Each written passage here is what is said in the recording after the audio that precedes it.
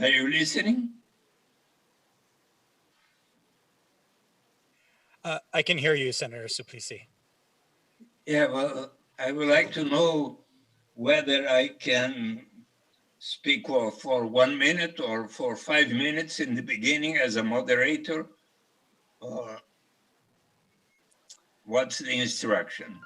Who can answer me? I am not sure, so I will write to Yenny? Is Yenny listening? Oh, yes, I'm here, but we are just about to start the conference, so now we need to stop talking. I'm so sorry. We'll start the session now. So, like I said, the moderator will give three questions after the speaker's presentation. So it's up to you. Ladies and gentlemen, we'll be starting the second Gyeonggi Province Basic Income International Conference. My name is Young-Sul Gu of Gyeonggi Province Government. And I'll be moderating today's conference.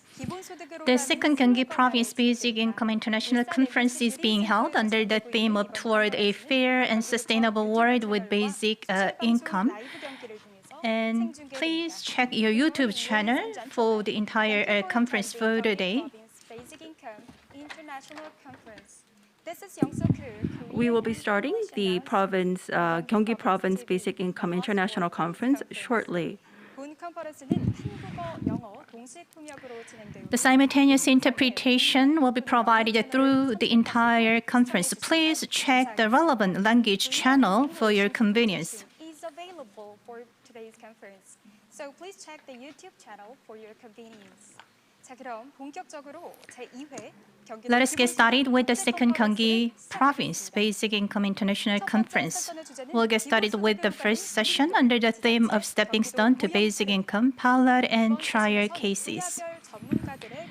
We have the presentation and the discussions from the experts in various areas. In order to fight against COVID-19, we have domestic discussants in the studio, and our foreign the speaker and the discussants will be connected online. So let me introduce today's presenter first.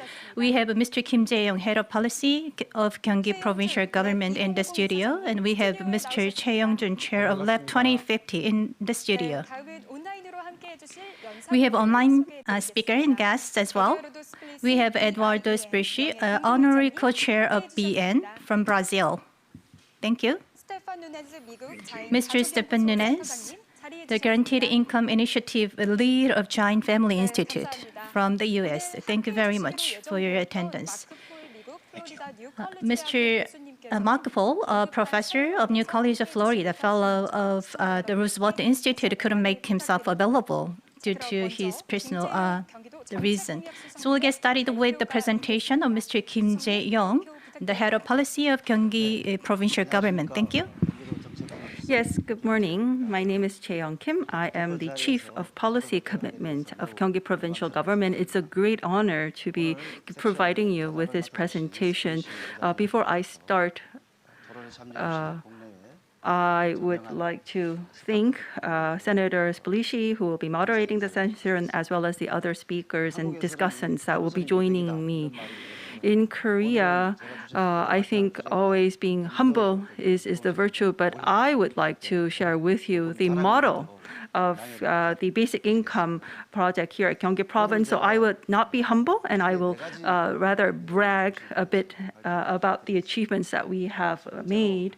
I have prepared my presentation according to 4 themes. One is the history of our basic income initiative. It's a short history, but actually there is a lot that's been achieved. My second point is about the assessment of the policy effects that we've been able to achieve with our basic income initiative.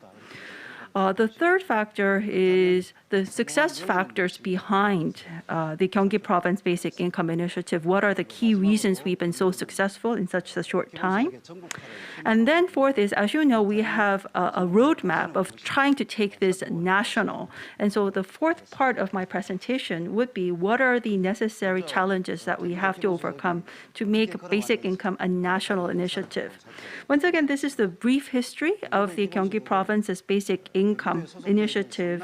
As you know, it started from Seongnam, which is a city in Gyeonggi province. Seongnam City started in 2016 to give out youth dividends, and about 17,000 youths were able to receive this dividend in the form of local currency. That was the start. And this increased to the circulation volume of local currency to 249 billion Korean won. And then this was able to take the project to expand it into the following in 2018 to a youth basic income to entire Gyeonggi province. And we were able to roll this out to 39 cities and municipalities. So it was 17,500 youths aged 24 received 1 million Korean won in local currency a year.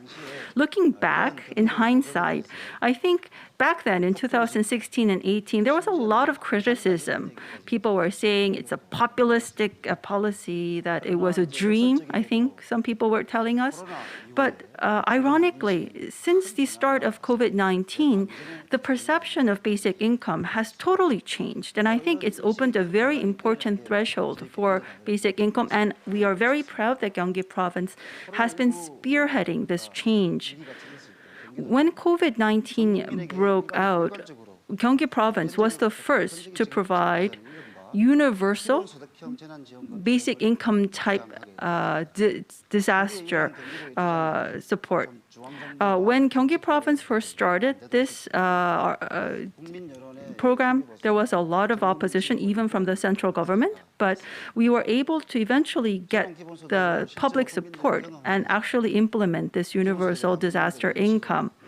I think with this experience of receiving universal income, the public opinion about basic income changed dramatically. Many people who had only passive perceptions, understandings of it, were able to change their understanding. And that was what Gyeonggi province was able to do by spearheading this initiative. And we think that it's now time to take basic income into a national agenda.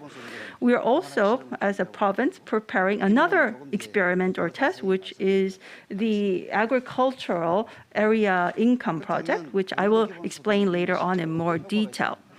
Let me go into a bit more detail of the benefits and the effects that we've been able to achieve. Let me go into the two major programs. First is the youth basic income and the disaster basic income. We think that our basic income programs had not only economic, but also psychological and also political changes. It was able to bring out a lot of these changes. First, about the youth basic income, as you can see, the level of satisfaction of our youth population has significantly improved. With youths who have received the basic income, they're saying that their life has changed for the better. And if you go into the detailed comments, they're saying that they were able to now have the time to develop themselves, to acquire better skills. And more than 30% of our survey respondents say that. So there's not only an economic, but also a very positive psychological benefit from youth basic income. The second is about the disaster basic income and the effects that the benefits that we've seen. Since the disaster basic income was paid out in March last year, as you can see, the credit card usage volume increased by 8.9%. What's more important and interesting is that we paid out our basic income in local currency that had to be used within 3 months. So instead of giving cash, we provided that in local currency, and that was able to drive up the revenue of the stores that were registered for the local currency by 53.9% more than the stores that were not registered for local currency. So it also had the effect of revitalizing the local markets and commerce activity. If you look at the recently announced OECD data, OECD is forecasting that Korea will actually recover from the economic impact of COVID-19 faster than other countries. And so let's actually hear the voices of our citizens and the store owners. I've actually prepared a short video clip of interviews. 네, 인터뷰 영상 함께 Let's look at the interview clips.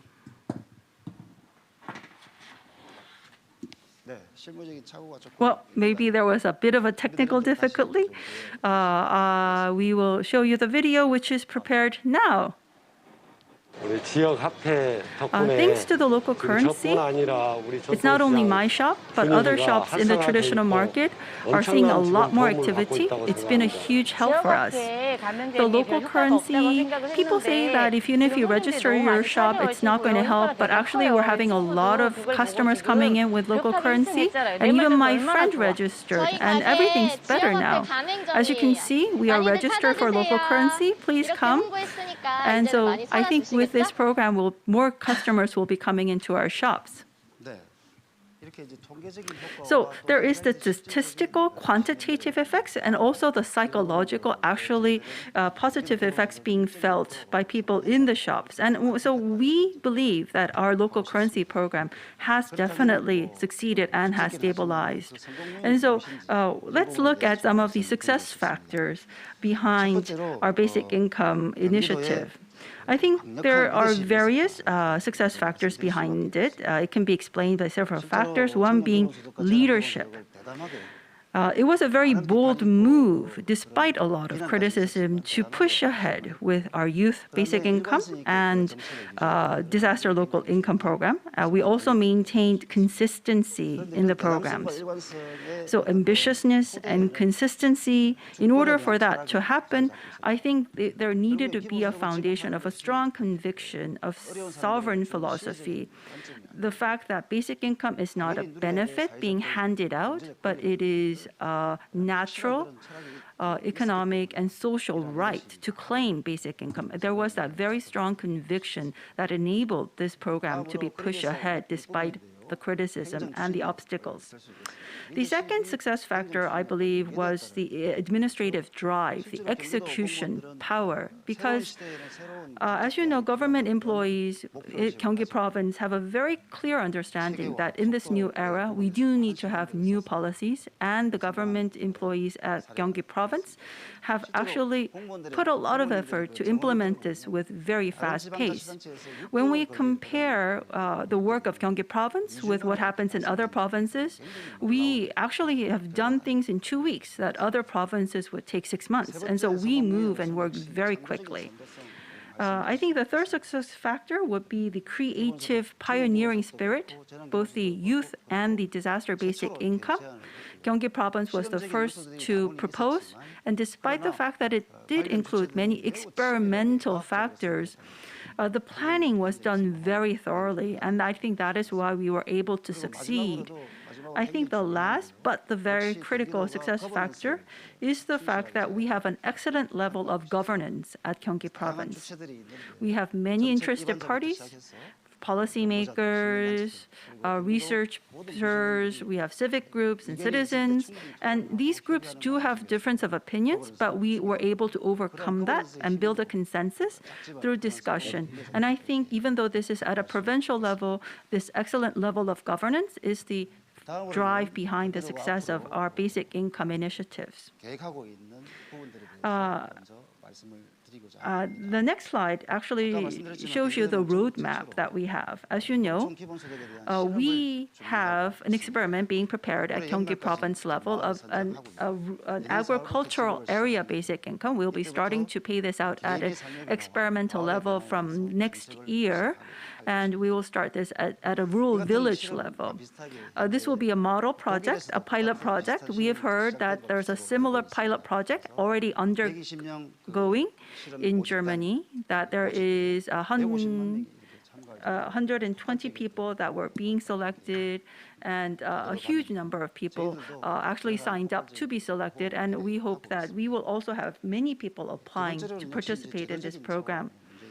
The second part is that Gyeonggi Province, in order to research basic income, actually is working with the National Assembly's Basic Income Study Group. As you know, the National Assembly has created a study group that has the participation of the National Assembly members. Also, there is a local government council. So it's not only Gyeonggi province, but 240 or so local governments, both provincial and municipal governments, are participating in this council. And I think that this will be a great channel for us to spread the message and the program nationwide. I would now like to go on to the challenges that we need to overcome in order to take basic income national. I think one of the biggest tasks that we have to overcome is creating a public support for basic income. COVID-19 actually has done has brought a great change in the public perception of basic income, but I think we still need to do more communication about the benefits of basic income, about case studies that happened overseas, and I think that is the way to build a public consensus for basic income. Also, many experts are saying, how are we going to fund basic income? So funding is an important challenge. I think, though, this public consensus is an important factor in getting the funding sources, because people first need to agree and support basic income. Think that this is just a natural part of life. The more people believe that, I think it will be easier to have a discussion, serious discussion about the funding sources and actually get realistic solutions to funding. Because regarding funding, financing, basic income, we do have some principle. One is that it would have to be gradual and step by step. So to put that simple, we're not going to try to pay out millions of won from the start. We will start small. For example, start small with, for example, 500,000 won or $500. And in order to do that, we can actually fund that scale of $500 basic income by shifting our existing general budget. If we increase that to $1,000, it would take us 50 trillion won. And we can actually source that by adjusting our existing general account budget, fiscal budget, but also by reducing the tax benefits that we're offering to those who are wealthier. So we could actually remove some of the tax benefits to get that 50 trillion won of funding. And then if we increase that to a meaningful level, for example, around $2,000 to $6,000 a year, then we would need much more, around 100 trillion to 350 trillion won. And this is actually tied into the future society. This is a long-term goal. And in order to achieve that, I think we need to focus on some of the common wealth, the assets that are shared by everyone in the society. For example, land is common wealth, and people earn income off of land without actually working. There's also carbon, that could be a source, data, which is ubiquitous. These could be sources of taxing to finance the basic income program that we have in mind. And we are constantly studying this so that we can actually come up with a feasible design. The third task to take basic income national is to create a harmony with our existing welfare programs. I think this is also a very critical piece. There are some politicians and some experts who are saying that basic income is not compatible with welfare programs. But I think the big premise is that Korea's total amount of welfare is very small. It's only around 11-12% of our GDP, and it's not ranking very high even in OECD terms. So I believe that we still have room to have both basic income and welfare. We think that welfare programs and basic income are complementary and can work side by side. And of course, important is to get the legal framework prepared. There is actually a proposed bill on basic income that is being prepared, and we are planning to submit that to the National Assembly to get the legal framework. And of course, Gyeonggi Province is fully behind this proposed Basic Income Act. And we want to tie in the local currency. We actually want to propose this to everyone in the world who are interested in basic income, that basic income, we believe, should be connected with local currency. Based on Gyeonggi Province's experience, that is much an effective approach, because local currency has not only, I think we had a very impactful improvement in what people actually felt in the markets and in the local community. And that is why I think basic income is a great opportunity for us to use local currency more. If there's anyone out there watching around the world thinking of bringing in basic income, I strongly recommend that you tie in a local currency program with it based on the Gyeonggi Province's model, because it's been very successful for us. I think basic income has two objectives. One is to provide that social safety net, but also to provide the basic conditions where human dignity will be maintained. That is the goal that we have for the basic income program. I think basic income will be the blueprint based on which we will be able to realize and achieve the future Korea that people dream of. And the Gyeonggi Province's challenge, I think, has just started. And thank you very much for listening. 네, 경기도의 기본소득에 대해서 알아보는 시간이었습니다. Thank you very much for your detailed update on the basic income initiative pursued by Gyeonggi Province. Now let me introduce Honorable Senator Eduardo Sploshi, who is also the honorary co-chair of BN. I am delighted to welcome Eduardo Sploshi. I'm delighted to welcome Eduardo Sploshi, who will be moderating the first session of today's conference. Can you hear me? Thank you very much, Mr. Kim Jae-young, Stefan Nunes, and Sho Young. It's an honor for me to be invited by you. And this is the third time. Well, I would love very much to be in South Korea, but the first time I was there was in July 2007, when we had a very fruitful dialogue within the National Congress with Representative Won Hae-young, as well as with the Minister of Commerce and Foreign Relations at that time, Song Min-soo, as well with the Director Bai Chu-ho, the researchers of the Budget Office of the National Congress, and the directors of the National Institute of Economic Policy. At the time, I made two suggestions for the purpose of South and North Korea to make peace and reunify. First, that the soccer selection of both South and North Korea play two games versus the Brazilian soccer selection, one in each capital, Pyongyang and Seoul.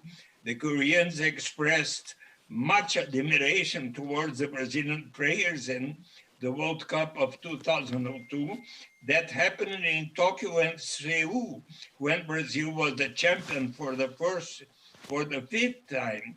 I'm sure that the Brazilian players would be very happy to participate in such activity. The second suggestion was that you may gradually introduce a universal, unconditional citizens' basic income to all inhabitants of South and North Korea, 51.7 million plus 25 million. More and more, the supporters of basic income have been arguing for this instrument of economic policy. How can may solve the economic problems of large areas? An example is the article published by Philippe von Paris in Le Monde in March 6, 2012, in which he argues in favor of the institution of the universal basic income in the European Union. In Korea, as a result, we would attain the attributes described by von Paris of homogeneity, flexibility, mobility, and solidarity. And in this visit in 2007, I was in South Korea with my friend Monica Dalari, who cooperated so much with me. Well, the sentiment was even stronger when I came again in 2016 for the 16th International Congress of Bien in Seoul, in company of Philippe Van Paris, Carl Weiderkist, Guy Stanning, and so many friends. On the way, we spent 2 days in Macau to know well the experience of the wealth partaking scheme that started to pay every year since 2008 an annual basic income to all permanent residents that started with 4,000 patakas, and last year was 10,000 patakas to all permanent residents of Macau. The 16th and the 19th International Congress of Bien in Seoul and in Hyderabad, India, have showed strong evidence how the basic income is being considered in Asia and all over the world. In Hyderabad, we had the opportunity to know about the experience that you are now here developing with the basic income.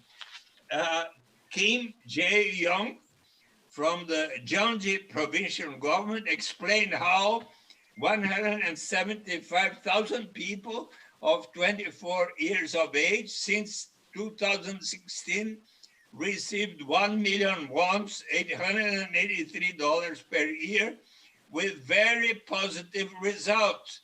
So I'm back here to exchange ideas with you and to tell you, if it's possible, how the citizens' basic income is also gaining more and more adepts in Brazil. I would like to tell you that last month, on the 21st of July, the 220 members of the National Congress organized the basic income parliamentary front to argue in favor of the basic income. So we are gaining more and more momentum here in Brazil. So I need to be short because I'm just a moderator, not the main speaker. So congratulations for you, all the participants of this so important Gyeonggi Province Basic Income International Conference.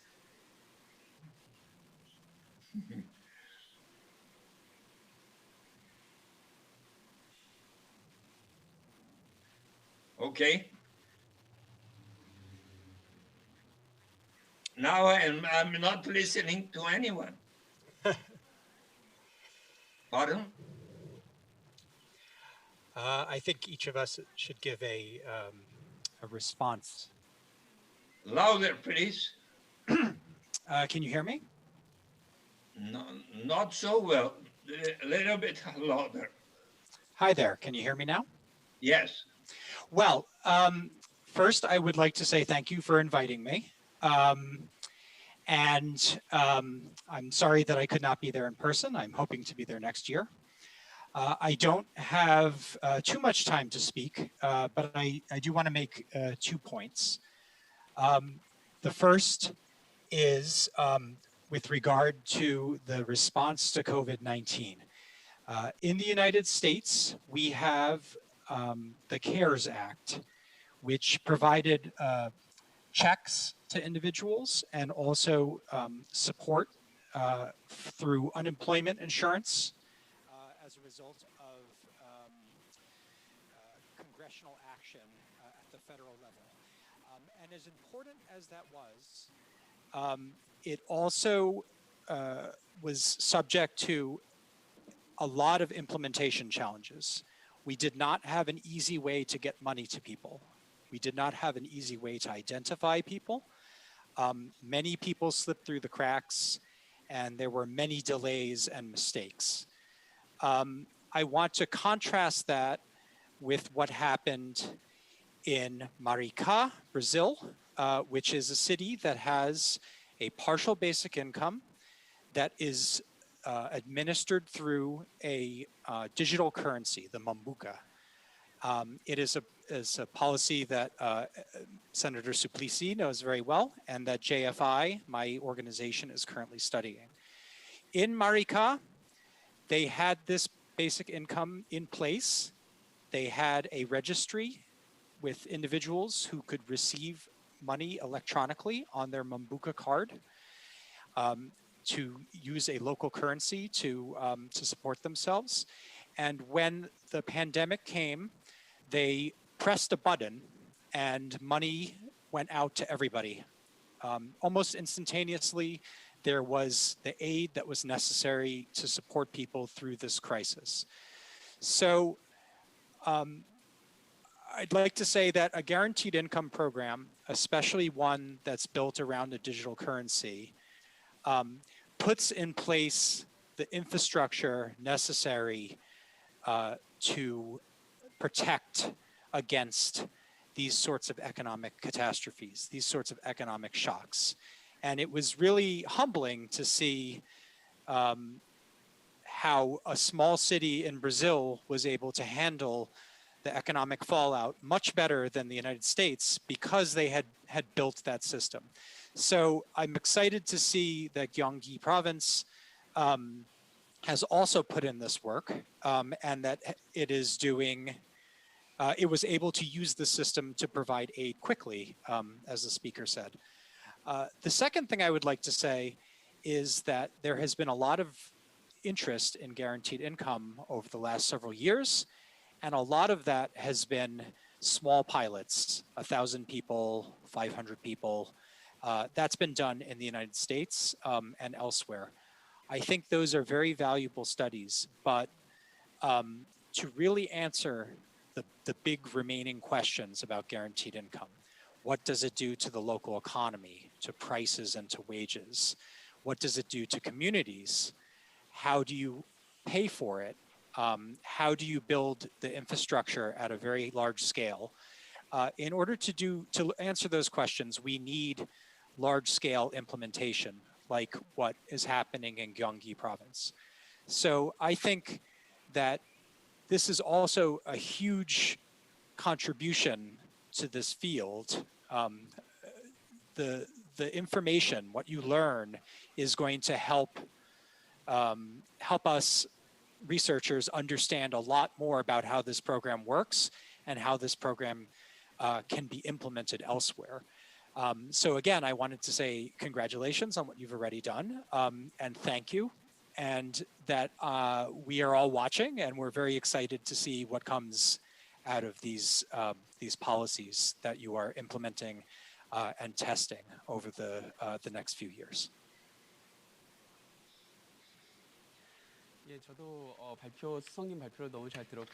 Thank you very much. And also I'd like to thank Mr. Kim Jae-young for his excellent presentation. There have been a lot of discussions on the trials of Gyeonggi provincial government in terms of basic income. And also, I believe that basic income is one of those many trials made by local governments as well as the national governments to find out the solutions to the current issues that we are faced with. I believe that there's a huge gap in terms of our social policies to properly address the current issues that we are faced with, and the basic income is a very effective tool to narrow down those the social policy gaps in many countries around the world. And as Mr. Kim Jae-young rightly pointed out, Gyeonggi provincial government and its governor Lee Jae-myung played a significant role in introducing basic income program to Korea. And I like to highly appreciate the achievement made by Gyeonggi provincial government and the governor Lee Jae-myung. As we all know, basic income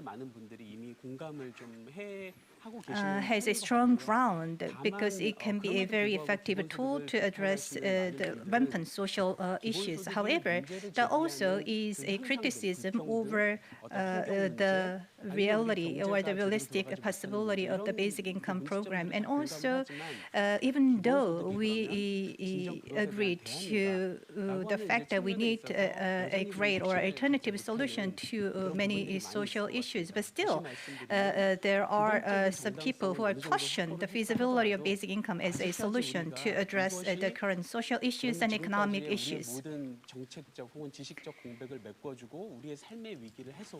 And also there are some people whether the basic income will be a major paradigm shift to address the huge policy gaps in our social policies and to address the social issues and economic issues. And we still need to conduct more experiments and researches to validate the feasibility of the basic income program.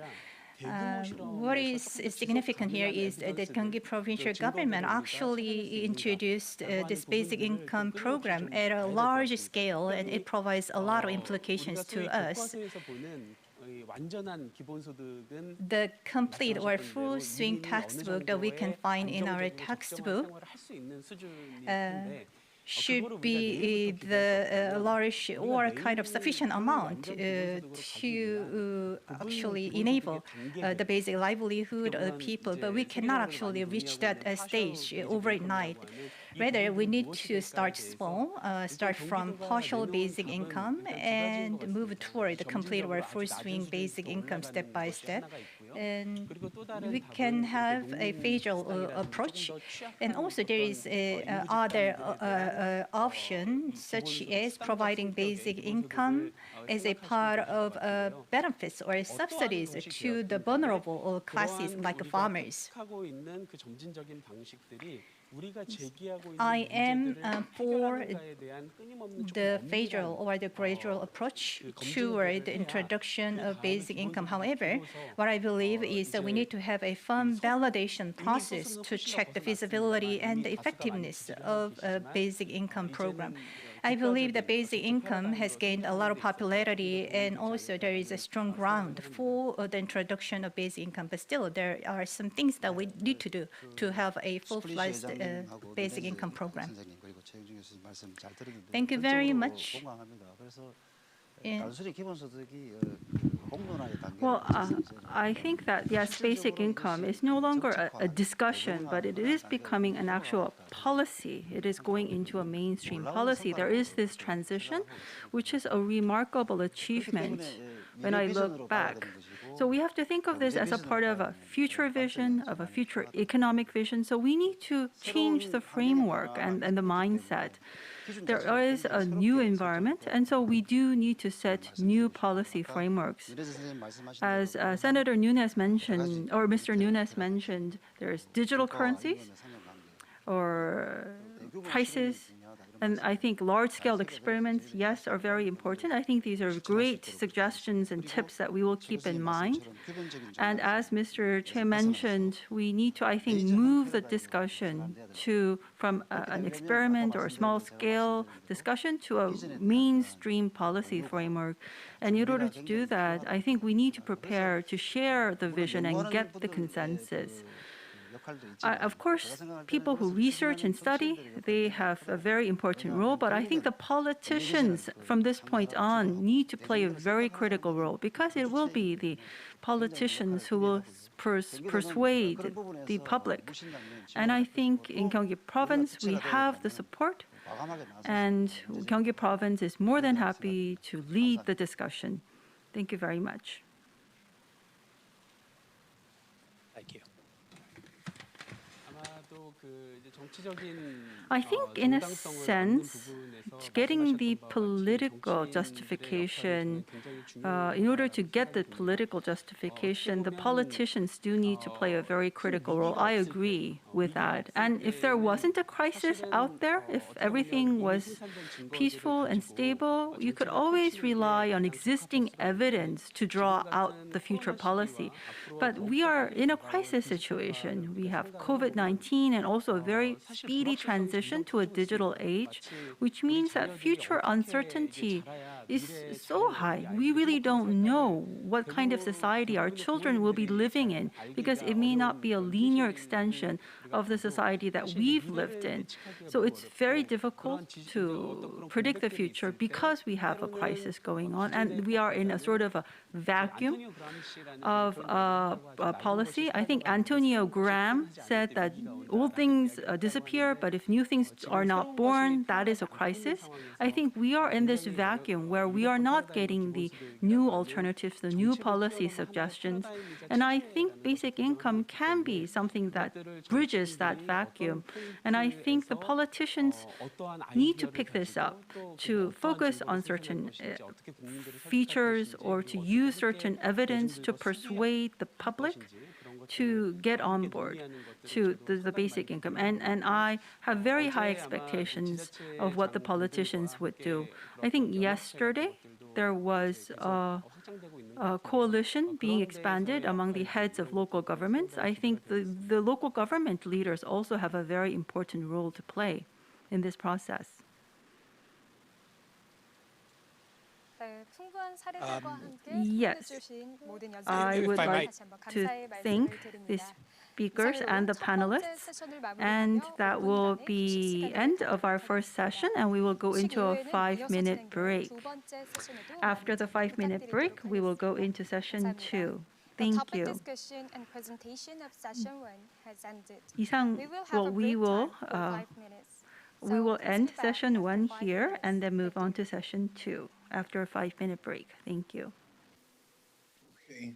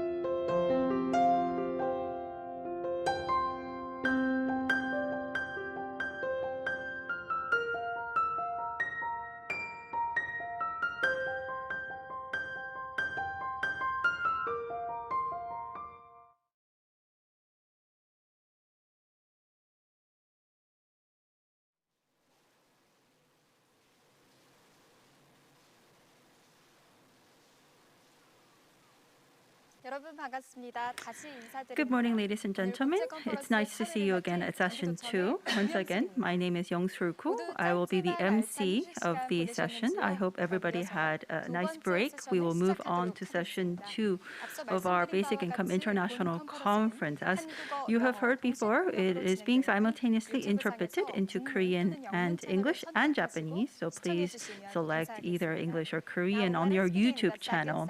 We will start the session shortly. Once again, there is simultaneous interpretation being provided.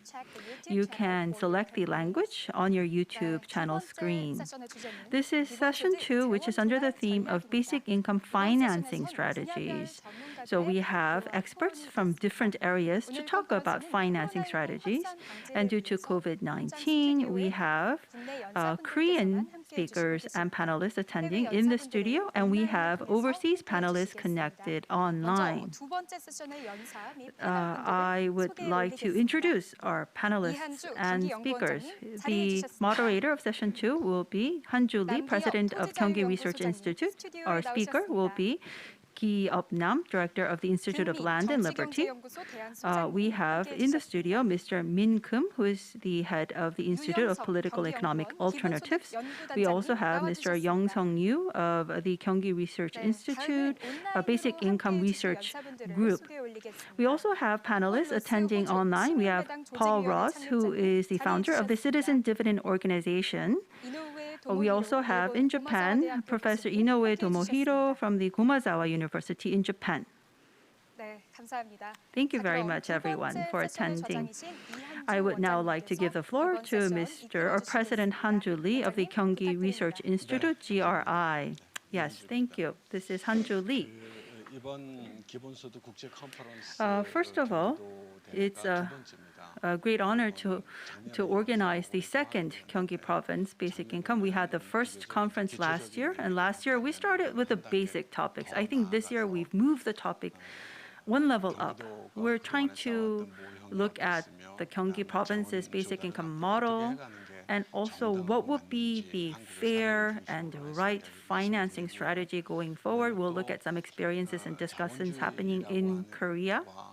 I think we also moved up the topic to a broader scope of capitalism and the relationship with basic income. Gyeonggi Province has been the leader in the local currency movement you've heard in Session 1. This also ties in with basic income. We also have to think about welfare countries, welfare programs, and basic income. That is also a very important topic, which actually the Gyeonggi Research Institute, GRI, has been working together with other institutes. So we have on that Session 2, which will be focusing on the financing strategies. What are the right funding sources for basic income? To start out with, I don't think there's a right answer to this question. All of them are new roads, untrodden. Nobody has experienced it. So these are all theories, but we will share our views about what to expect. I think in Session 1, Professor Mark Paul would have talked about carbon tax, even though he did not attend due to personal reasons. Carbon tax is a much talked about financing source for basic income. There's the benefit of using carbon tax to not only drive down CO2 emission, but also use that funding for basic income. So there's one discussion about carbon tax. Also, people are saying that with carbon tax, it's enough to, for example, in Korea, to pay out something similar to $100 basic income for everyone in Korea. Gyeonggi Province has been proposing that we could actually get around 25 trillion Korean won by moving around the existing budget. Also, if we add on top of that, take out some of the tax benefits, we can actually source around 50 trillion, and we can also then add new tax sources, and that will be enough on the long term to run a nationwide basic income program in Korea. But I think initially, at least if you just look at this logically, I think it's important to find the sources for basic income from commonwealth. Some commonwealth is renewable. But there are some commonwealth that is not renewable. So we have to think of different types of commonwealth and taxing that as a source of sustainable basic income. But I think that discussion has to be country specific because each country is facing different economic situations, environmental concerns. So I think if there's 100 countries out there, each country would have a different discussion and a different choice. And Korea, Gyeonggi province has already started that as not only a discourse, but we have moved that up to a policy level, and we are now actually implementing these policies in finding the funding sources for a basic income. And we want to share that experience with the world through this international conference. As there was mentioned, as was just introduced, our speaker will be Mr. Gi-up Nam, who is the director of the Institute of Land and Liberty.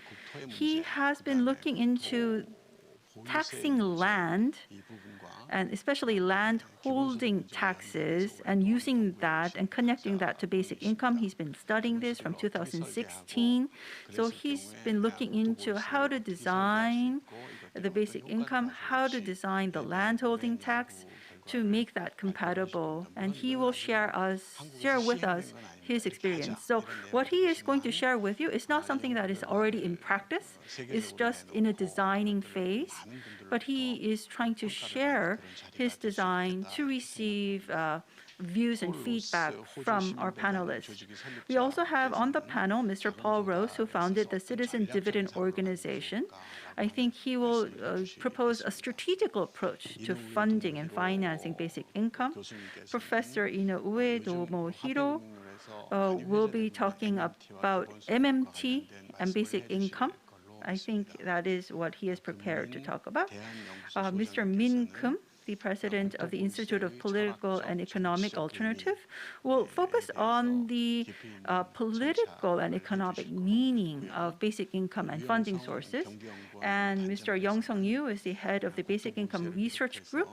Will be talking about other taxes that could be used and tied to basic income.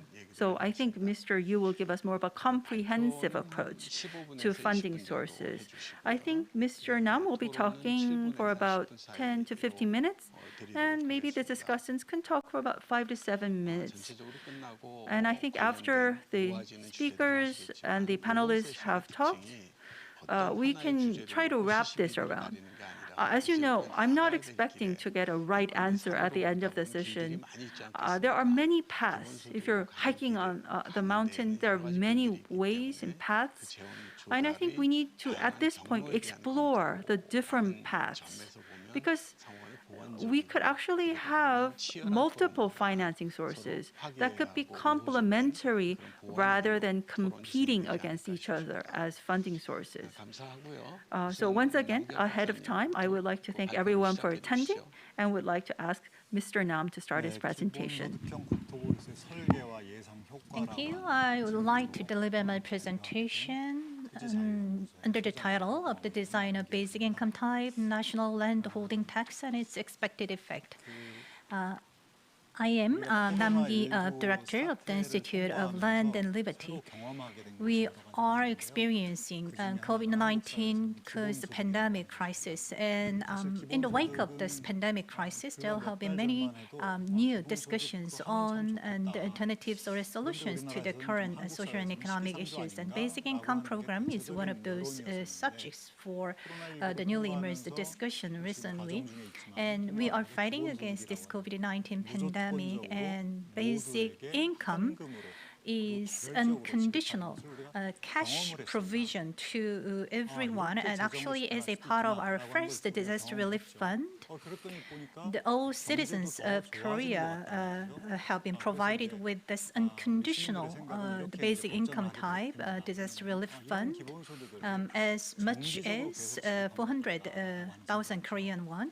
And actually, it raised awareness of basic income among the general public of Korea. And also, there is a strong argument that such kind of basic income should be provided on a consistent basis. But in order to introduce a basic income program properly, we need to think about how we can finance a basic income. I believe that there are three idealistic conditions or the criteria for idealistic the financing of the basic income. First of all, the financing itself should reduce inequality of our society. Basic income is absolutely needed for us to deal with the fourth industrial revolution and to fight against and or address the deepening inequality issue in our society. So the financing of basic income should reduce inequality of our society and should have a strong ground. And secondly, the financing of the basic income should enhance economic efficiency as it is. As we all know, one of the significant tasks ahead of us in the Korean society is to alleviate the deepening inequality. And we need to actually enhance economic efficiency and boost production of the entire nation by introducing the basic income, and therefore the financing of the basic income should enhance economic efficiency. And I believe that, and the third criteria is that the right to the fund should have a clear philosophical and economic ground. And the national land holding tax fits all these three conditions. People can live without cars, however, we cannot live without land. So let's put our personal interests aside and think about the very fundamental nature of our national land. The national land is a kind of the public property that should be enjoyed and used by all the members of the society equally. And also land is not man-made. It's not made by the landowner. Actually, the land is a product of the entire society. Let me take an example. Gangnam, the southern part of Han River, is the most expensive area in Korea. Do you know why the area is so expensive? It's because the central government for the past few decades have pursued the Gangnam area of focused economic development strategies. It means that the central government of Korea actually made this Gangnam area, or the southern part of Han River, most expensive area. Let me take another example. For example, Gapyeong, which is a remote the place in Gyeonggi province. If the central government of Korea has pursued the Gapyeong area focused economic development strategy, then that area would have been the most expensive land or area in Korea. So what I want to tell you here is that the land value should be appreciated and used and allocated to all the members of the society on an equal basis. And another point that I want to make is that the major cause of the ever-deepening inequality here in Korea is land, distribution of land and its value. As we all know, the building will lose its value because of depreciation. However, as time goes by, the land value increases. And also, there are a lot of speculative activities are being made here in Korea on land and property. It leads to the decrease in economic efficiency of the entire Korean society. So what I want to tell you here is that the land should be the best or most suitable source for financing of basic income. Why don't you take a look at this chart? Let's say we have 15 million population in Korea, and 500,000 people actually own the land. It seems the top 1% actually possess 53.6% of the entire national land. And only 10%, which is 5 million people here in Korea, possess 96.5% of the national land. And As for the land value, 79.1% of the value is possessed by 10% of the Korean population. Let me give you another statistics. This is a kind of the current status of the ownership of land by household. 13.5 households have or possess certain the land, certain size of land, and if we actually divide the entire population or the households in 10 parts or deciles, it seems that we have slow increase of land ownership for 9 deciles, from 2 to 10. But if you take a look at this top decile, actually, this one, the top decile possesses 77.2% of the entire the national land. So if we take a look at the Gini coefficient, if it goes toward 1, then it means that the land ownership is actually quite fair. However, if it goes to actually 0, then it means that there is a certain inequality. But as you can see in this Gini coefficient, for the past 60 years, inequality in terms of land ownership has been deepened and aggravated in terms of the individuals' land ownership. But it doesn't apply to the individuals only. It goes same for the corporations.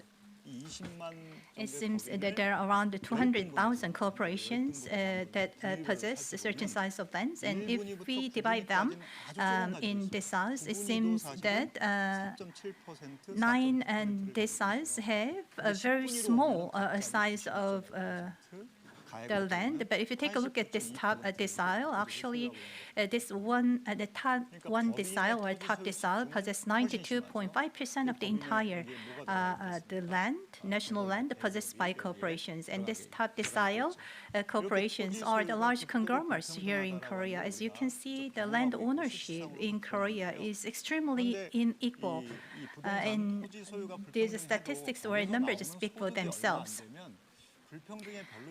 This inequality in terms of land ownership doesn't matter if the profits coming from or the earnings coming from the land is not significant. But we all know that actually there's huge amount of earnings or the incomes coming from land. So let me give you the statistics regarding the unearned the incomes from land. This is estimated figure.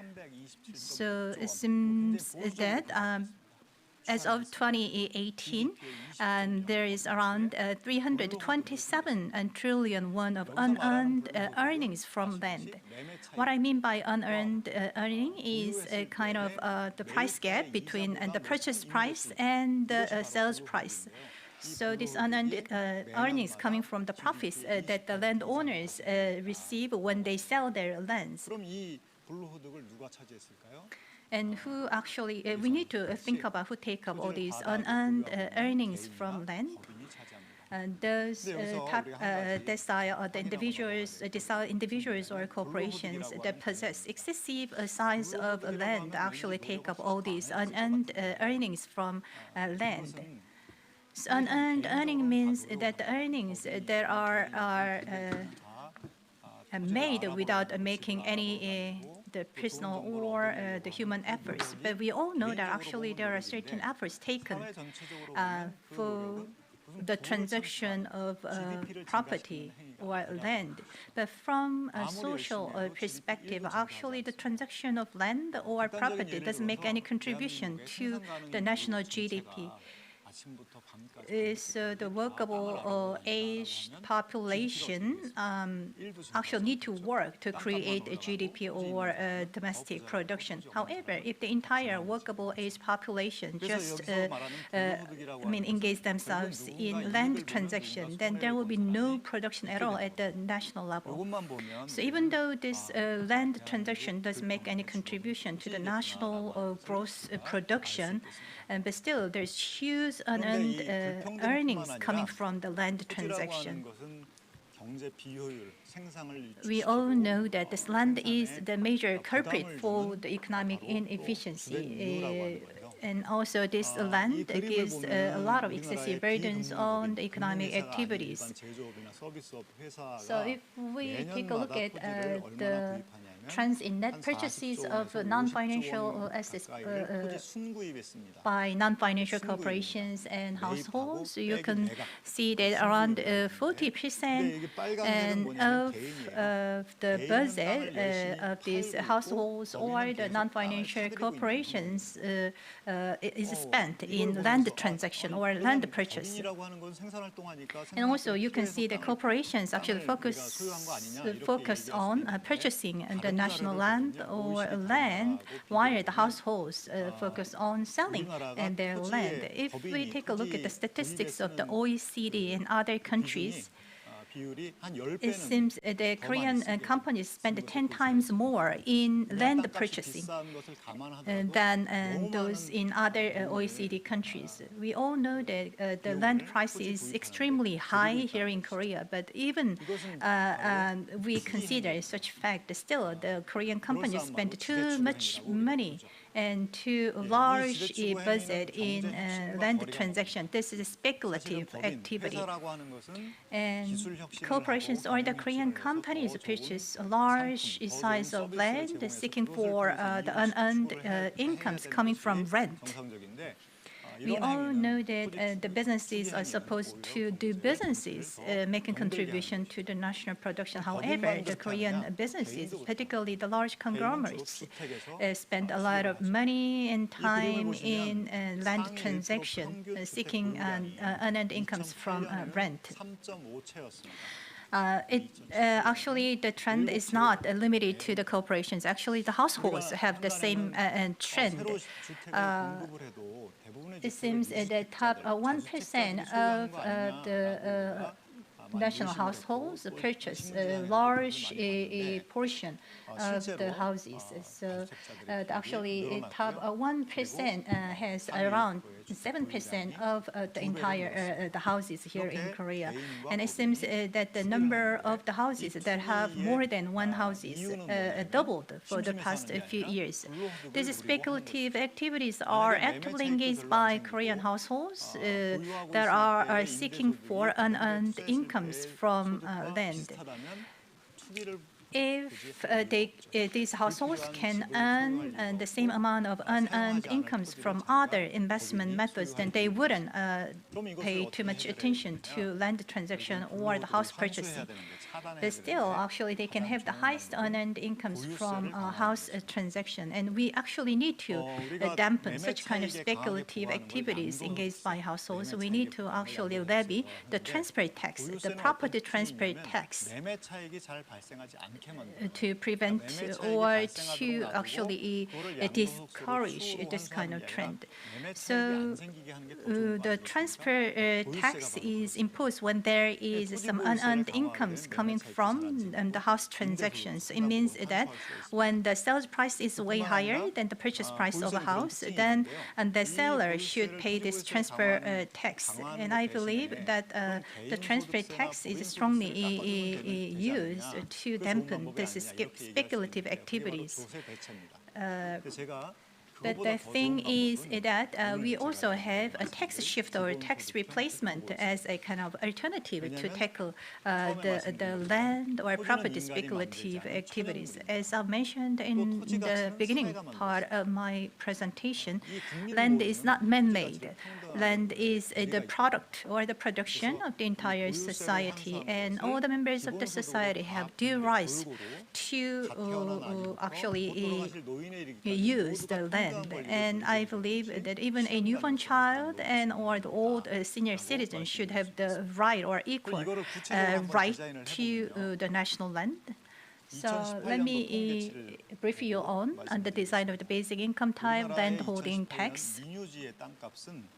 So this is a basic statistics. We have 6.1 trillion won of national land, actually, in terms of the official price, actually it's 6,100 trillion value of a national land.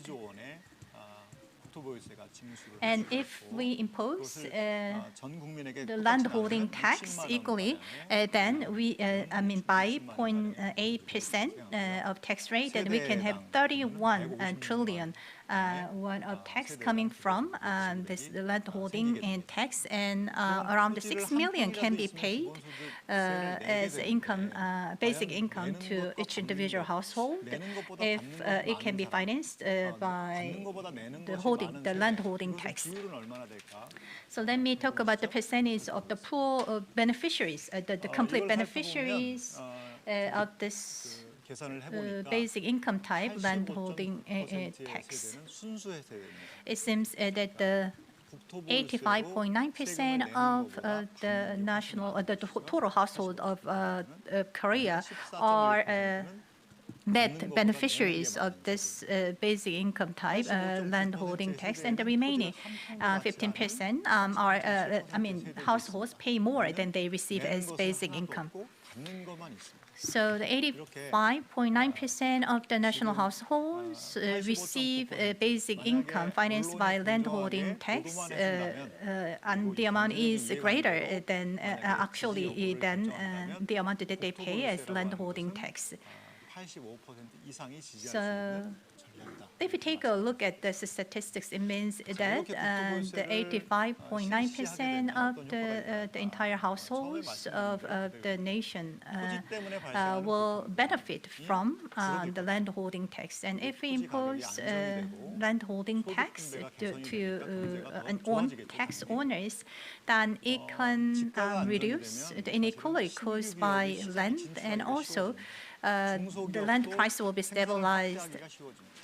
It will lead to active business activities of small and medium-sized companies, while discourage the speculative activities of large conglomerates, particularly in terms of land transactions. And also, the individuals or the households or even the corporations that have land or the houses will use their position more wisely, and it will also decrease the unnecessary or unfair influence of large conglomerates on the national economy here in Korea.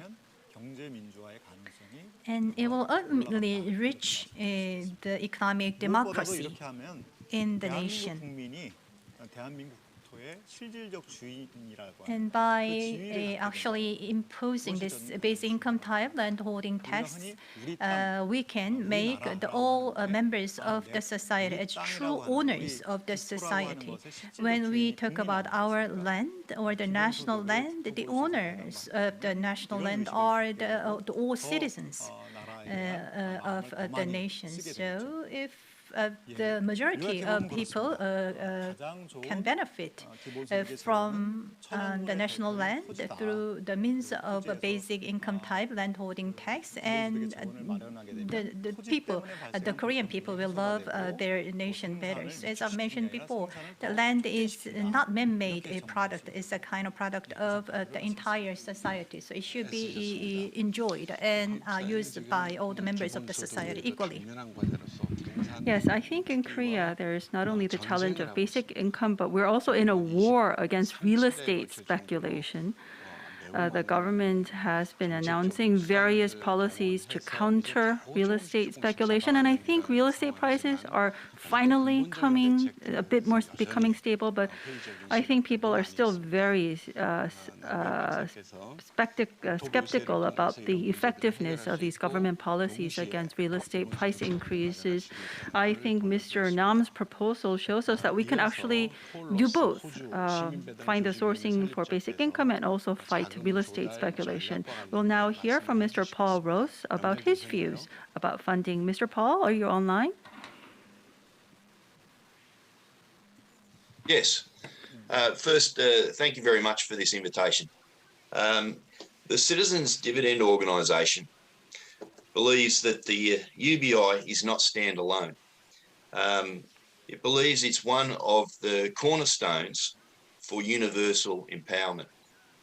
So those cornerstones are, first of all, universal liberal democracy, second, universal healthcare, third, universal education, and fourth, the UBI. So what we're looking for here is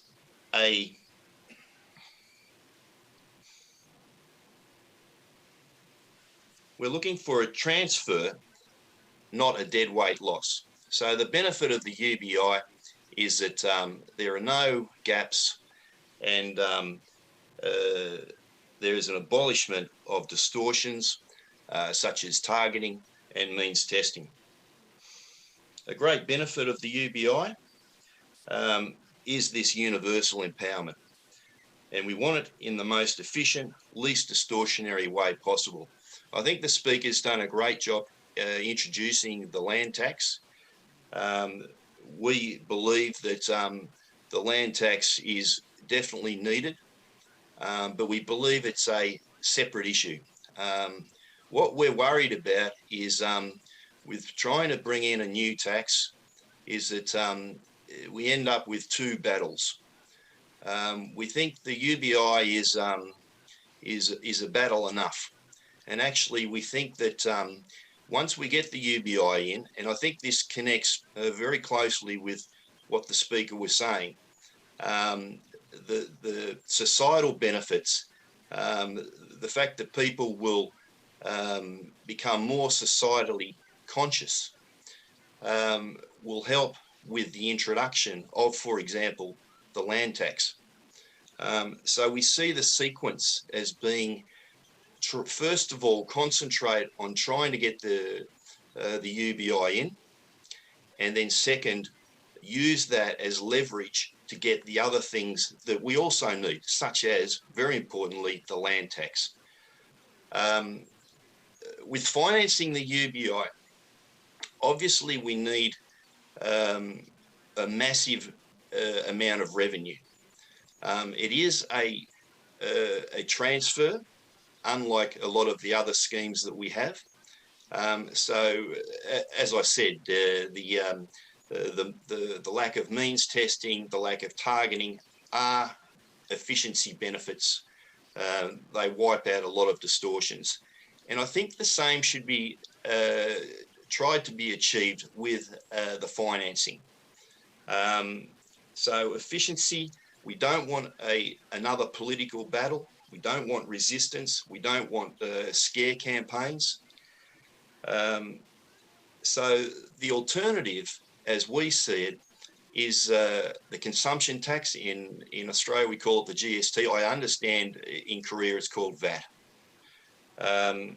So this is something which people are aware of. It's already in place in most countries, and it also gives an opportunity to iron out some of the distortions which are in most countries' VAT. That is the exemptions. So usually VAT has a lot of exemptions, and we think because the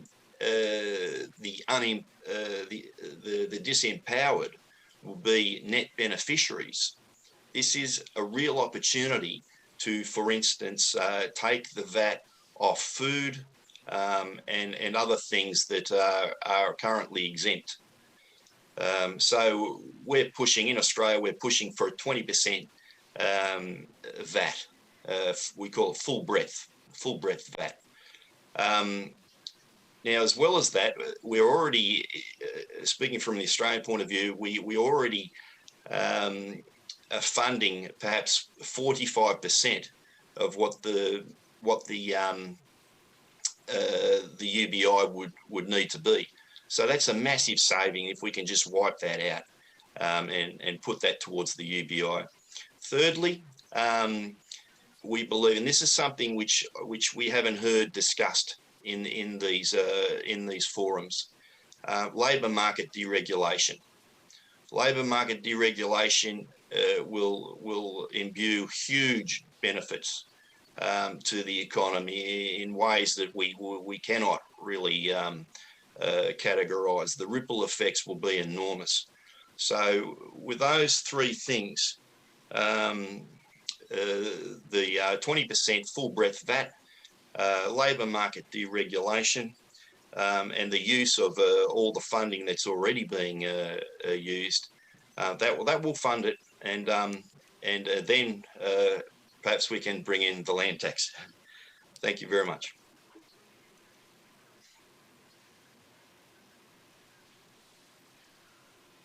네, 폴로스 교수님.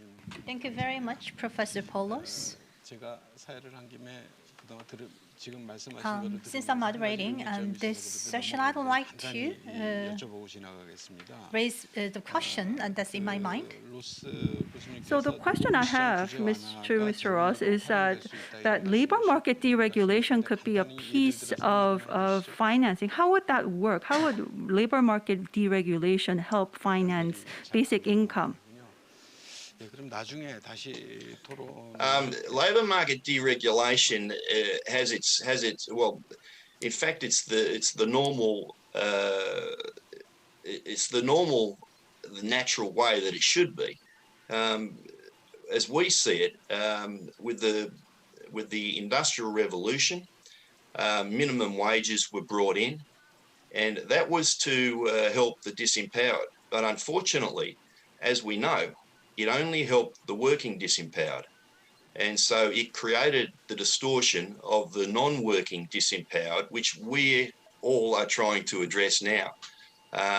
So if we have a UBI, we do not need minimum wages. And so therefore we should do without them. This means that there will be massive productivity benefits, and other taxes can decrease. And this means that, once again, we have even more productivity benefits and profitability.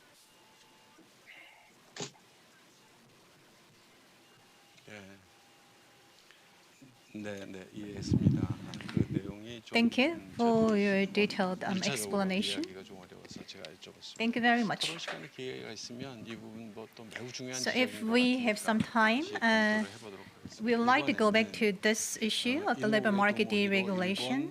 Now, I'd like to ask Professor Inoue Tomohiro for his discussion.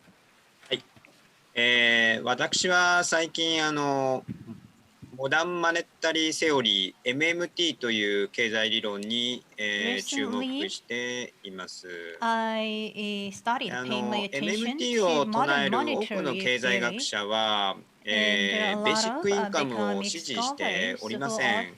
なんですけども、そのベーシックインカムの財源を論じるには、MMT の視点が欠かせないというふうに思っています。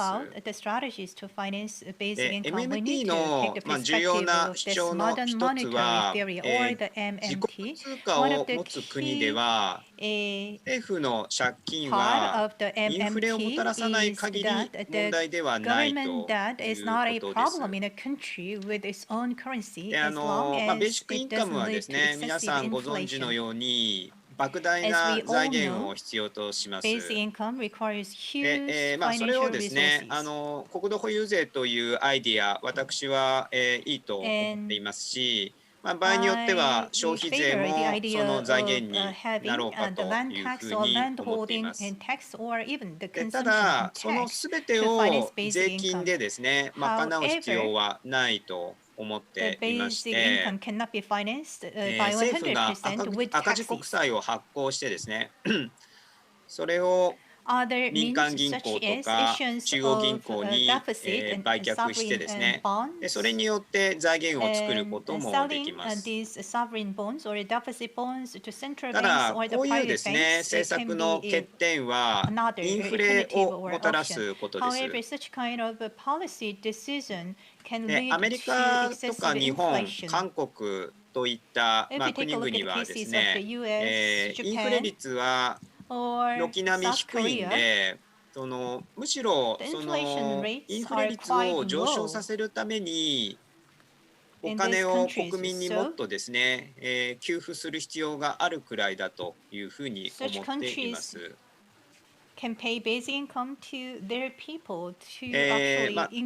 コロナ不況によってですね、インフレ率はますます In the 低 midst 下する of 傾向にあります。 COVID-19 pandemic situation, and actually で some 日本で countries turned は to コロナ対 deflation, 策としてで and す the ね、 inflation rate 10万 is 円、約1000ドルのですね、お金を国民全員 in the にです case of ね、 Japan, the 一律 Japanese 給付しました government。 gave $1,000 or これは1回だけなの100,000でです yen ね、 to まあ、 all 一時的 Japanese なベー people. シ It ック was イン a カムと one-time いうふうに位置づけることができるかと basic 思います。 income provision.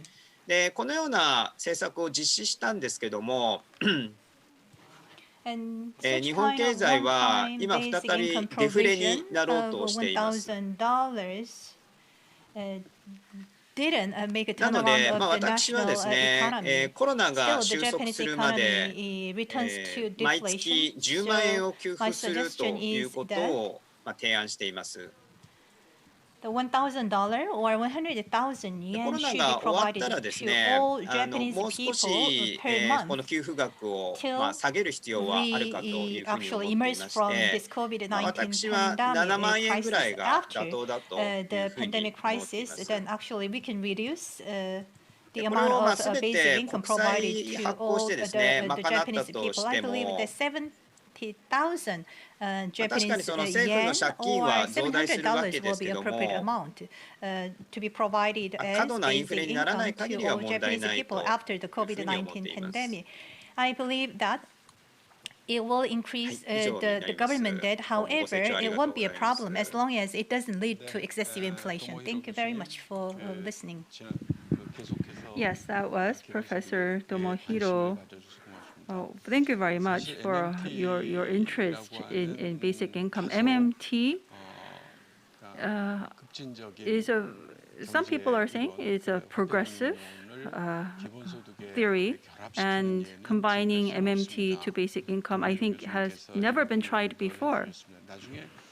So I think perhaps I actually have a few questions. Maybe I will wait until the end of the panelists, because I do wonder about the situation in Japan and what are, for example, the thoughts behind such arguments of basic income in Japan. We will now come back to Korea and into the studio. We have in the studio Mr. Kim, who is the head of the Institute for Political and Economic Alternatives. I've heard that you have been looking into some of the legal, philosophical, and political aspects. You've published a book, is what I've heard. Mr. Kim, please. Yes. We've just heard from Mr. Nam of a BI-type land tax and the revenue from that tax given to everyone in the country equally. The tax revenue being divided equally per capita. I think in order to propose that, we need to look at the reason why that is justified. The reason why we can pay an equal dividend for everyone from the land tax revenue is because land belongs to everyone. There's a justification behind that land tax. Not only a BI-type land tax, but I think all fiscal taxes have to have a justification for it. So there has to be a link between tax revenue and dividend to pay out everything that's been raised by that tax to the people equally. In order to support that, we need to have the justification. And for land, there is that justification, because for land, it is a commonwealth. And I think that also goes for other sources, for example, data or big data. So in a sense, I think we have to find a specific tax source for or purpose tax for the basic income, so that the sources of tax revenue are closely coupled to the payment. And I think that is necessary in order to, for example, remove any distortions. If there was land tax collected, but that revenue is not paid out to everyone equally, if we look at Mr. Nam's model, according to his model, 85% would be a net recipient, according to his model, and that will give the power necessary to keep the basic income sustainable. But I think this is a basic and consistent principle that we need to expect in other tax sources, not only land tax.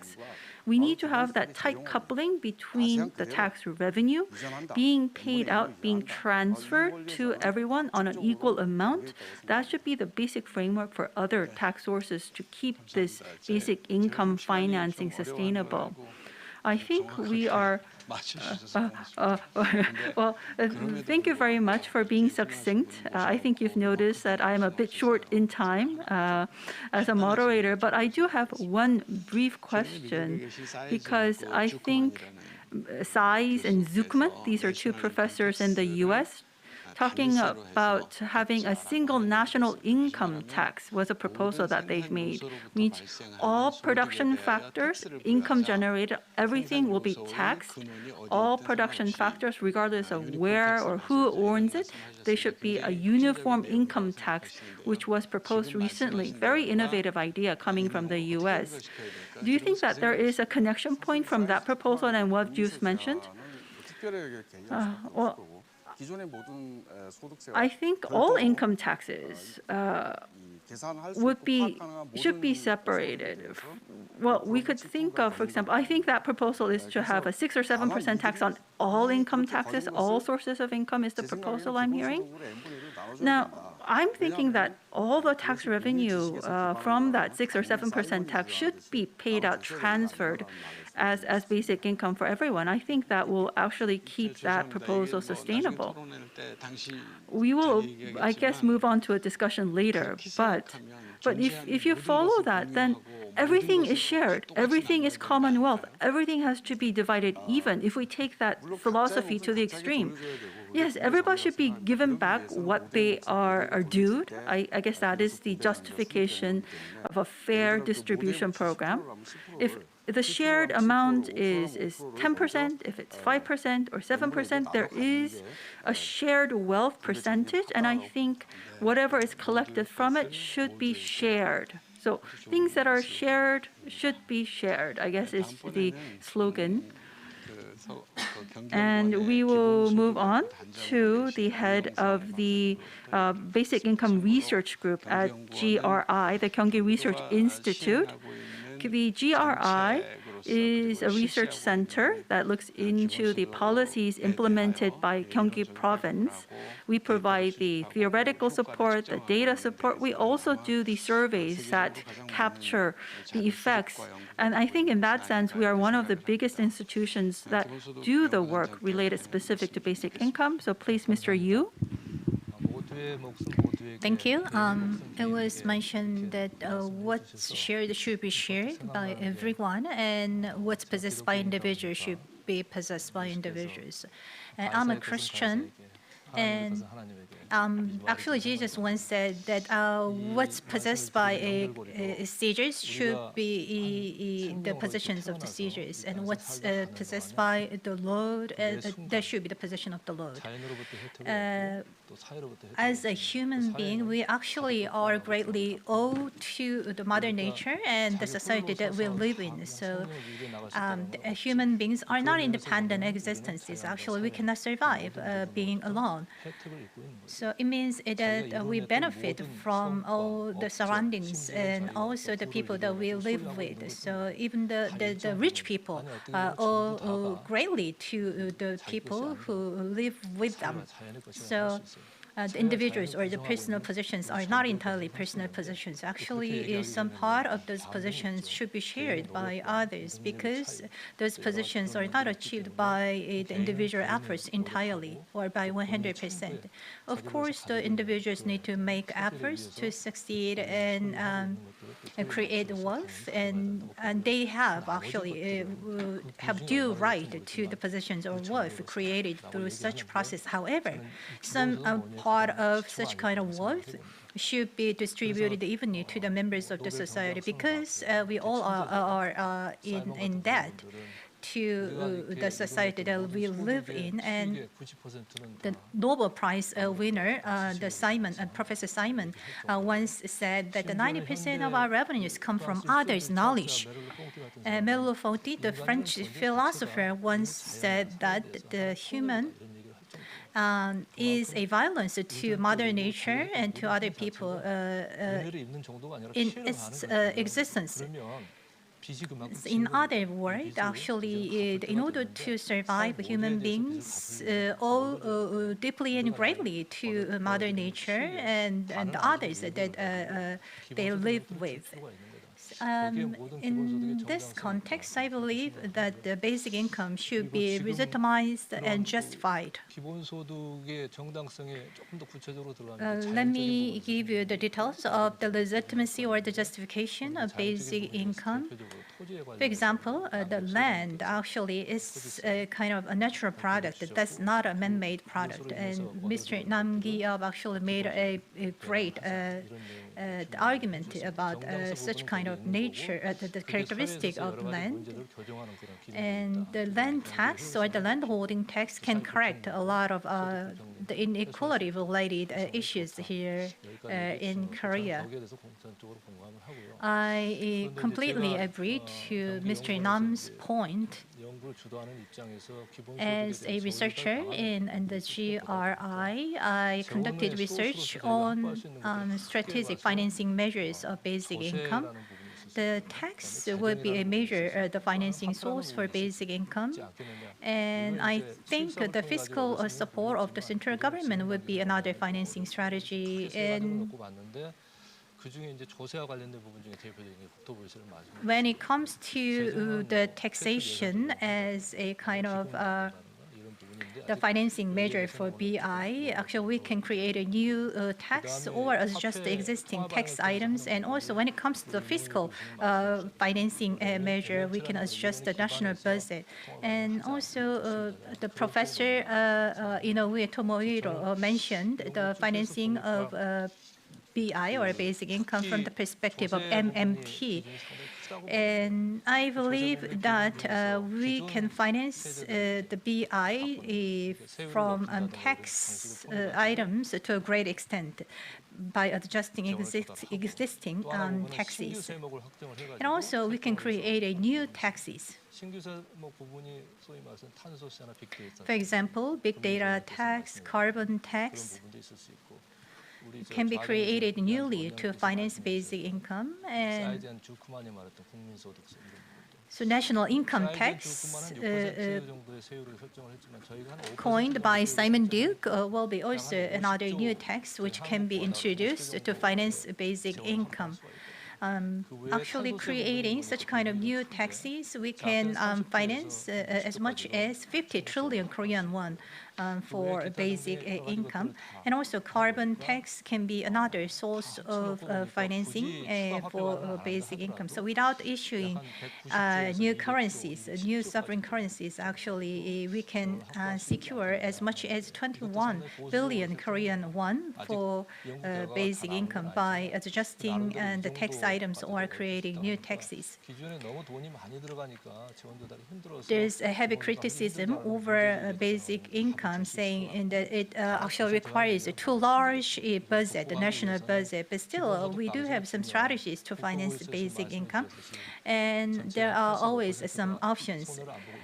And if the land tax or land holding tax is introduced, around 85% of the households here in Korea will be net beneficiaries or the recipients of the basic income. So we need to take a small step first and take a phased approach. And Gyeonggi province is the case in point. Once the general public experience basic income and its benefit, then they will be willing to pay the new taxes, and there will be a low political resistance or kind of social resistance to new taxes. We have a long way ahead of us to achieve a full-fledged introduction of basic income. But still, I believe that we have a bright future ahead of us. Thank you. Yes, that was Mr. Yu. who shared with us some of the thoughts that the GRI has about financing sources. They are, as we just heard, looking into various options. Tax is a primary source, but tax is not only an amount, but also would have ripple effects to second-degree, third-degree effects in the society. And as Mr. Loss mentioned, this could also be another source of deadweight loss. But let's say if we are looking to source 200 trillion won, rather than trying to do it at one step, I think we have to take a gradual approach so we are able to get a better understanding of the social effects and maybe unexpected side effects. I think that is why Gyeonggi Research Institute has been proposing a gradual approach to this. But I think we have to not just discuss this as a discourse level or as an imagination. It's important to realize that this is already implemented in Gyeonggi Province. Now, how far this will go, I think nobody knows yet. There are people who participate, and I guess the importance is the benefits that people are actually experiencing and also the public support that we're able to receive. We've had one round for everyone. I think I have some time left. As a moderator, I had some questions. I gave some questions in the middle, but I didn't, I think, have a chance to ask the question to Professor Ino Ue and Professor Tomohiro. Professor Tomohiro, I have a question that I didn't have a chance to ask. You mentioned about $1,000 per capita, which $1,000 roughly, to provide that each or a month. Japanese population is a bit above 100 million. So let's just round it to 100 million, $1,000 each month, 12 months. That will be 1.2 trillion US dollars just for 1 year. Last year, GDP in Japan was around $5 trillion nationwide. So that means like 20% of GDP will be paid out with MMT issues, without real money. Do you think that will not have a negative impact on the economy with that much currency being released into the economy? As you know, many governments have been using quantitative easing, QE-like policies, including Korea, and that has increased a lot of liquidity out there, which has increased inflationary pressures, not in the real economy, but more on the asset market. The capital markets, as you know, have been appreciating quite a lot, and behind that is the huge amount of liquidity that's been pumped into the economy. And this is increasing, for example, real estate prices. Everybody is focused on going out and buying a new house instead of focusing on work. And all of that, if you think of it, traces back to the increase in liquidity. And so if Japan actually finances that size of income by issuing currency based on an MMT theory, do you think that that much of monetary policy, that liquidity, will not fuel a huge increase and spike in asset prices in そうです Japan? ね。資産市場が肥大するっていう可能性は確かにあります。 there is a で、日本では possibility 今の that ところ property その心 markets 配がないんでです prices ね、こ may の go 方策っ up. ていうのは取ることが And で I きるか think という Japan ふ has うに less 思 of a っています。 concern right で、 now of real 日 estate 本でで prices すね、そ increasing, and の that's 10 why 万円 Japan を一 can 律に consider ですね、 this. 国民全員に給付するっていうことは For もうすでにや example, っているん if ですけども、そ$1,000 の were 財 already 源は全 paid 部 out 国債の to 発行 everyone だったん in ですよね。 Japan, で、 and な that の was で、funded by 私が issuing まさに government 言ったよう bonds. な、方式でですね、 And 日本 so 政府は、 we've これは already 1回 done 限 this, りですけ but ど it's も、 just that it wasn't an 10 MMT 万円 currency, 1000ド but ル it の was 給 a 付 government をすでに bond. 行っている And という so こと what で we す。 are そ proposing れで、特に is, so 何 it's の already 問題 been も起き paid てい out. ないという With ことなん government でです bond ね、being used as こ a れを funding 毎 source, 月 we や have ると seen いう no ことも problem ですね、そんな yet. に and making this into a monthly program, I don't think it's an impossible thought. In the case of Korea, things may be a bit different. I think in 2019, inflation was 0.49%, which is a very low inflation rate in Korea. This is 2019, but I think given the low inflation rate, Korea could also think of, for example, paying out cash. I think if it's not just cash that people can save or invest, it should be a form of currency that people would need to use only in consumption, so that it is not used to, for example, drive up asset prices. For example, the central bank could buy back bonds. That will be, I think, a way of funding this program without a risk of increasing property value. So, for example, the money should be given out in a form that people would consume, so that it would actually be consumed before it goes into the pockets of the companies. I think it's the point of Professor Tomohiro. So we've made one round, and I think from the start, wasn't trying to find the right answer. We just wanted to explore different paths to financing basic income. So we didn't really have a clear-cut dispute or an argument, but still, are there any impressions that Mr. Nam, you've collected from the panel? I think MMT is something that I'm learning new. I will go back and look into that as a possibility. Maybe it's possible because of the particular situation in Japan. Maybe it's not as translatable in Korea. Also, listening to the comments of Mr. Kim and Mr. Yu, land it's the most typical natural resource. Natural resource is something that is not man-made. Together with the environment, these are all natural resources. But under the capitalist market economy, the natural resource was privatized. It was claimed by individuals, and individuals were recognized to have ownership under the capitalist system. And that actually is why we are having this crisis of climate change at a very micro level. That's one way. And so I think that when we introduce basic income, instead of just trying to introduce basic income, we have to use this as an opportunity to change the framework, change the way we live. An ecological change opportunity, I think, is here. And I think a great idea is to use, for example, carbon tax, land tax, or maybe a pollution tax to actually retrieve the excess that's created by this capitalist system and to share that through the mechanism of a basic income. There's inequality, there's insecurity in employment. I think that's a very basic reason to think of basic income. But I think that this is a huge opportunity that we need to capture to actually change the overall ecological framework. Thank you for your summary.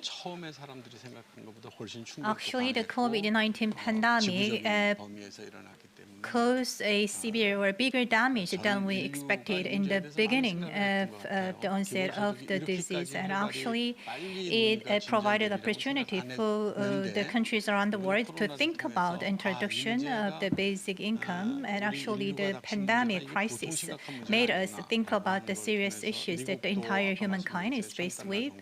In the U.S., or in the case of the U.S., the government provided $1,000 to all its people. And here in Korea too, actually the central government provided the basic income type, the disaster relief fund to the entire people. And Japan is not an exception to this. So we all know that there are a new wave or new rounds of a pandemic crisis that will come to us in the future. So this is the right time for us to think about this kind of basic income type, disaster relief fund. And in the bigger picture of the entire social issues, including the pandemic issue, we need to think about what is the right thing for us to do as a humankind. The entire humankind owes a lot to Mother Nature and the society that we are living in. It seems that Mr. Nam didn't have enough time to give a detailed explanation on his presentation, and also the same goes for Mr. Kun-min. So is there any comment that you want to add? The COVID-19 pandemic crisis actually erupted the discussion on the introduction of BI, or the basic income, here in Korea.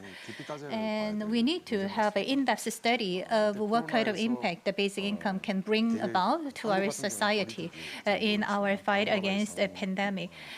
In the midst of COVID-19 pandemic crisis, Korea and Korean people exercised social distancing. But in other countries, there was a severe lockdown made and travel ban made.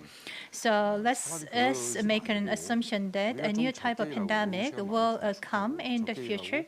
So actually, given that scenario, we need to think about the ways to work less and take more leisure time, and actually allocate our common wealth to the entire members of the society in a more equal way. And I believe that if we succeed in introducing basic income in a desirable way, then we can actually prevent another round of a pandemic that can come to us in the future. I don't want to think about COVID-20. It will be a nightmare. So if there is a COVID-20, then there will be a COVID-21 as well. And it will actually change the fundamentals of our lives.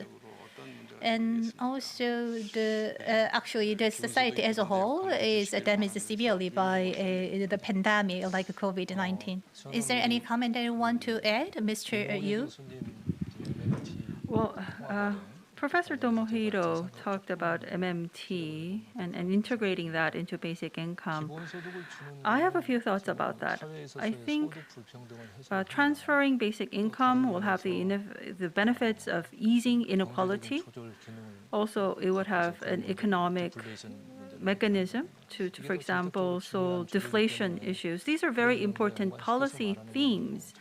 And so I am in favor of connecting basic income with these policy aspects.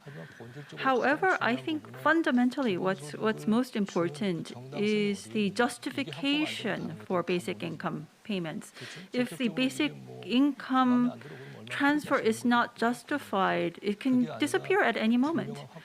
And so we need to have a clear justification. That should be the starting point. And that starting point is common wealth, that there is part of wealth that is shared. And one of, I think, the social production is big data. I also think that capital could also be part of the capital would be shared. I think in a sense, currency is a commonwealth. Currency is something that's a property or an asset that is shared by the public, which may be a different approach from MMT. MMT is actually saying that there is no difference between monetary policy and fiscal policy, that it's all the same pocket. Is a very rudimentary way of describing MMT theory. But if you think of sovereignty currency, I think all currency is owned by the people. So in a sense, currency is also commonwealth, and therefore that could be a source of justification for basic income. It would be an issue of degree, but yes, that's another approach. I think that currency is also a commonwealth. Professor Tomohiro? We have been making several comments about MMT and what you've suggested. I have a different question. Basic income, what is the progress of basic income in Japan? Where is it standing currently? Yes, thank you. Thank you for that 日 question. 本ではですね、そ Well, in の Japan, ベーシックインカムは2016年ぐらいからです I ね、 think そ it の was around 人工知能が人々 2016の仕事を奪うんじゃない that かっていうですね、 Japan 危機感があ started ってです thinking ね、 about それ basic で income, and 最 that was 近 due この to ベーシックイン the カムについ sense て、 of crisis その知 that 的レベル AI の may 高い take 人 away の間 people's ではですね、 jobs. かなり知られるようにな So りま at し least た。 around the それで intellectual circle, 今 basic 年 income was コロナに discussed よってで early す from ね、かなり 2016. 経済的 Since な this 打 year 撃 with を受ける人が多かったんでですね、 COVID-19, there are それで more さらに people ですね、ベ being ーシックインカムに economically 対す hit, る興味って and いうの I は think 持たれるようにな this って has います。 resulted in ただmore もともと日 attention 本 and というの awareness は of 市 basic 民運 income. 動があまり But 盛んで Japan, はない as you 国 know, なん doesn't です really ね。 have a very な active のでですね、 civic ベーシックインカムの市民運動 community. あるにはあるんです Civic が、その organizations 運動 are 自 not 体が as 盛り上がっ active てる as か in って other いう countries. と So そうで there は has な been a いですね。 basic income ただそ movement, の but 政治家 I の think 中でも compared で to す other ね、ベー countries, シックイン it's カ not ム導入って very いうのをですね、 active. 検討する、 Politicians 主張するようなで have すね、 started to そういう talk 政治家 about っていうの basic も今 income, 出てき some of てい them ま at すんでで least. すね、ベ But ーシ it's, ッ I クイン think, カ just ム the が日 start. 本で導入され And る日っていうのも、そんなに I 遠 think くは that ないんじゃない basic かという気が、 income 最近はしてき may て be います。 introduced in Japan earlier than I originally thought. 그럴 날이 오기를 바랍니다. Thank you, Professor Tomohiro. I believe that such day would come sooner than later, and is a change of the national cabinet in Japan, and Japan is the close neighbor country to Korea, and I believe that in the near future, the civic society here in Korea can join their hands with the civic community of the neighboring countries, including Japan and Australia.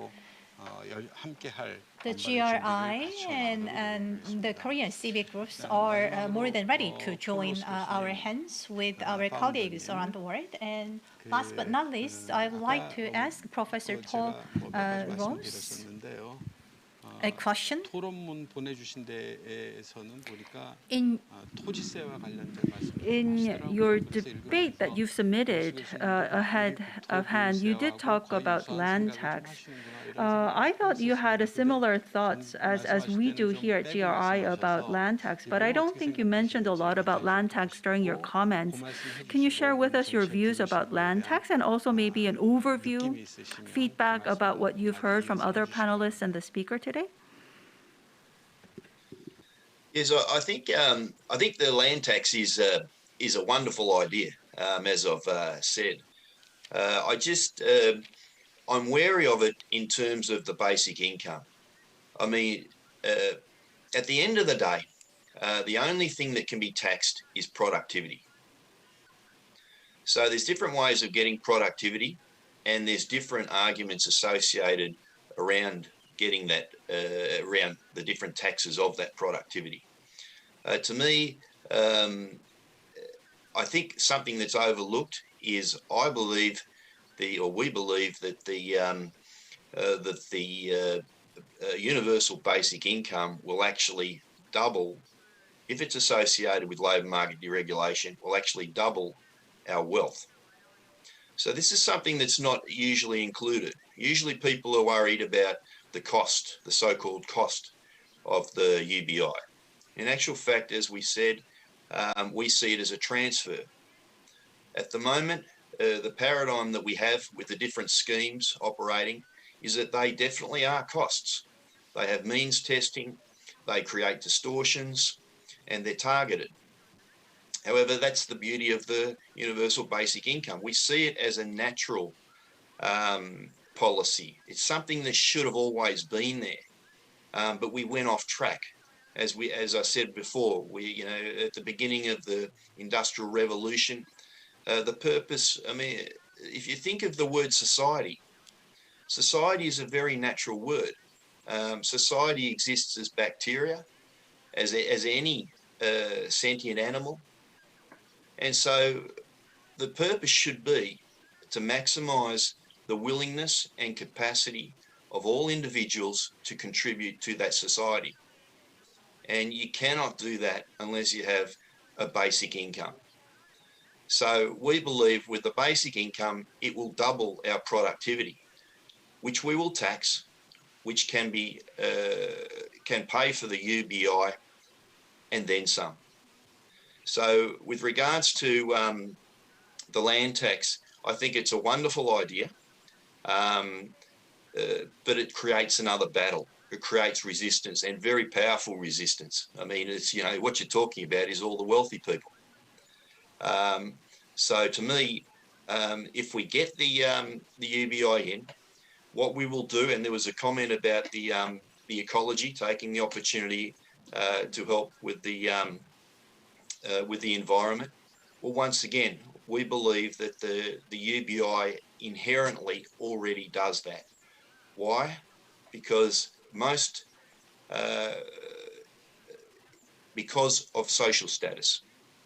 Currently, social status is predominantly gained through wealth, through income, and through career and job. Once you implement the UBI,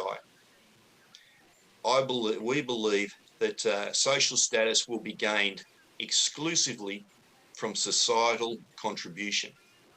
And once that occurs, the very wealthy who gain that wealth mendaciously will not receive social status. Currently, we have billionaires who are thieves, and they nevertheless receive a great deal of social status. That will not happen once the UBI is implemented, and that will have a massive effect on lowering materialism and benefiting the environment. Thank you.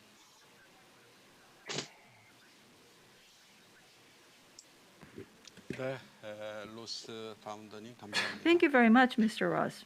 시간이 거의 다 I 됐습니다. think we are at the end of the session allotted. 아직은 멀리 있는 Many people think that basic income is still a hill far away, even though, yes, the changes brought on by COVID-19 has helped bring that hill closer. It is still a hill that we need to climb. There is no path proven, so we need to try and test different trails to climb up that hill. It is encouraging that more people are joining us, and so time is on our side. On the people who have the awareness, it's on our side. The Gyeonggi Provincial government will join in this journey to lead this journey towards basic income. Thank you very much. Yes, that was Mr. Hanju Lee. Session 2, which talked about basic income financing strategies. I would like to thank the speakers and the panelists for joining us. Now, this ends Session 2, the morning session of our second international conference. We have prepared a very rich afternoon program, so please return to tune into our afternoon program, which will start at 5 p.m. Korea time. So we will now end the morning session here and move on to the afternoon session, which will resume at 5 p.m. Korea time.